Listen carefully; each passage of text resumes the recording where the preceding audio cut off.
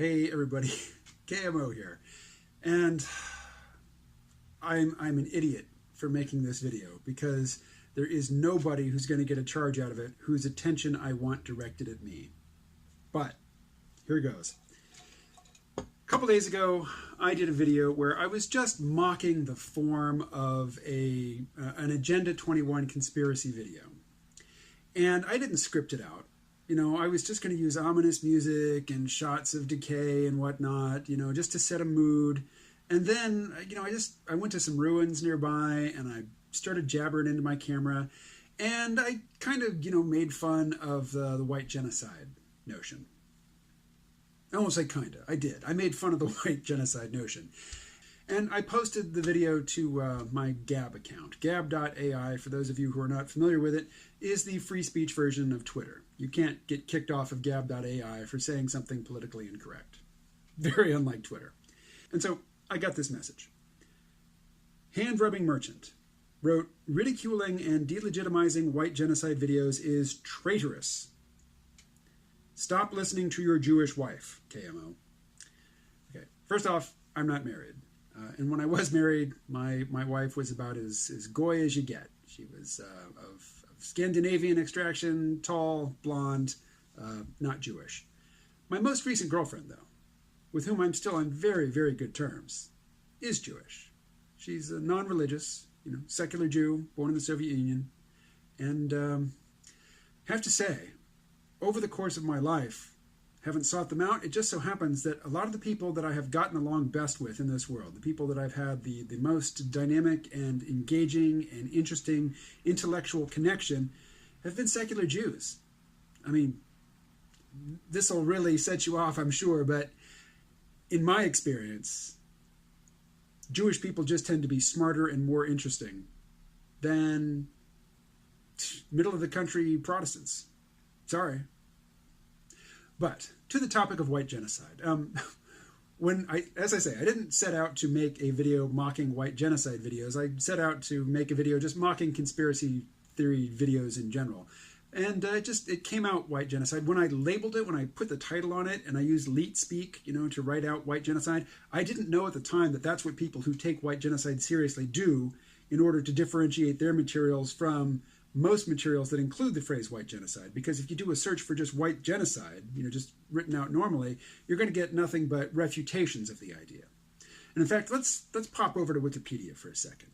If you go to Wikipedia and you search for white genocide, you get redirected to white genocide conspiracy theory, which Wikipedia, or the Wikipedia authors who have collaborated to bring this message to you, this approved politically correct definition to you, define the white genocide conspiracy theory as the following. The white genocide conspiracy theory is a neo-Nazi, alt-right, white nationalist/supremacist conspiracy theory. This definition from Wikipedia is rabidly, viciously, hysterically dishonest. If you define an idea as something that only Nazis hold, only white supremacists hold, well, then you're clearly very afraid of the idea. One, you know, to consider the possibility that perhaps the definition of genocide as offered by the United Nations applies in some cases to white people, just saying that this is a possibility, let's look at it, doesn't make you a Nazi. And if you insist that, you know, even talking about this subject without taking a particular position on it makes you a Nazi, that is viciously dishonest. That is hysterically, psychopathically dishonest. And yet that is the mainstream view, you know, as represented on Wikipedia. But again, if you're getting a buzz hearing me say that the mainstream view, which condemns the notion of white genocide, if that gives you a buzz, let me just remind you, I like Jews. I like them better than I like you, most likely. If you tell me that a group of people who are really obsessed with the notion of white genocide are having a party, and there's another party going on at the same time, and it is being held by a bunch of New York City Zionists, I'm going to go to the Zionist party, because the people there will actually have read some books other than the Turner Diaries, and I can talk books with them. They're likely to have seen some movies that I like, movies that either you haven't heard of or you wouldn't dream of seeing. So believe me, I'm going to go to their party. Also, there's going to be better food there, probably better booze as well. So I like those people better than I like you and your people. But I think that you are being treated unfairly. So let's talk about genocide for a second. Here's the common sense notion of what genocide is. You know that gen in genocide, like genealogy, genetics, you know, your people, people by birth, people by blood. This is your lineage, this is your background. If you target a group of people who have a biological, you know, inherited identity, and you try to kill them all, that's genocide. But then the United Nations has expanded greatly on the definition of genocide such that basically anything qualifies. You know, walking down the street chewing bubblegum qualifies as genocide according to the United Nations. Basically, killing members of a group, a racial group, a religious group, an ethnic group, a subgroup of some larger group. I mean, if more than one person in that group has been killed, then that group is the victim of genocide, basically, according to the UN. And yeah, everybody is a victim of genocide, you know, under that low bar definition. And see, genocide is like terrorism, and that it's very hard to define without it implicating people that you feel sympathy for and that you want to define as the good guys. How do you define terrorism in a way that Al-Qaeda is guilty of it, but the United States is not? It's hard to do. The same is true of genocide. You know, you want to have a very low bar definition of genocide so that you can accuse people that you hate, but then you're going to catch up a lot of people that you have sympathy for and you think of as being good guys. They are also going to qualify as being guilty of genocide under your low bar definition. So you have a high bar definition for the cases where, you know, you don't want a particular group to be guilty of genocide. But, you know, under the low bar definition, sure, everybody's guilty of genocide and everybody's a victim of it. So yeah, white supremacists or people who just have a white identity, which they value, you know, they look to this low bar United Nations definition of genocide and they say, look, we qualify here, here, here, and here. White genocide is taking place. Yes, according to the UN definition, white genocide is real. And to say otherwise is just completely morally, intellectually untenable.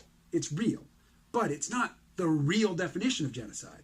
There is no serious, ongoing attempt to kill all white people. And you know, if it were open, if there was an open race war going on, my money's on the white people.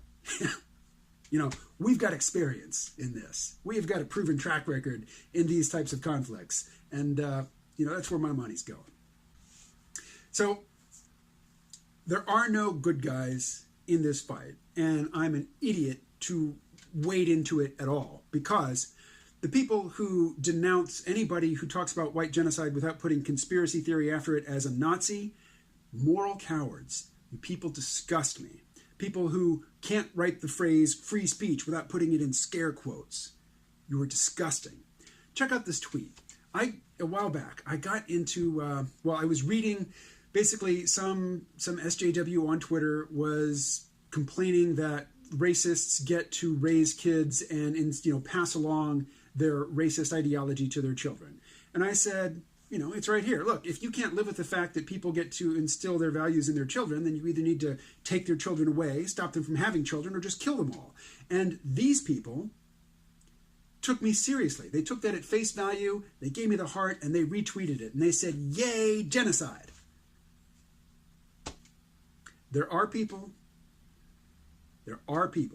who advocate white genocide. Many of them are white, but again, they don't want to kill all white people. They just want to pick a subgroup. Basically, the disadvantaged people, the ones who are second from the bottom in the social hierarchy, the ones who are motivated mostly by last place avoidance. They don't want to be at the very, very, very bottom of the social hierarchy, so they make a big deal out of identifying themselves and distinguishing themselves as not being the people who are one step below them, at the very, very bottom. But if you have a good job, if you have health insurance, if you have paid vacation, if you know that if you go to work for a week or 2 weeks or whatever, you're going to get a paycheck and you're not going to have to make any special effort to hunt down the people that you have worked for and get them to pay you, you're not at the bottom of the social hierarchy in this society. And if you get a moral buzz. If you think that you are morally righteous because you point at the racist crackers who are way down below you and say those people are evil, we should take their children away, all I want for Christmas is white genocide, well, fuck you. Fuck you. That's disgusting. You disgust me. But I don't want to say that you are inherently disgusting. You could become a better person if you tried. But if you point at white people, poor, uneducated, stupid, racist white people, and think that you're pointing them out and decrying their behavior and asserting your moral superiority to them makes you a good person, you're in a deep ditch. You got a lot of climbing to do. So, I wish you the best. Perhaps you could make it a New Year's resolution. Happy New Year.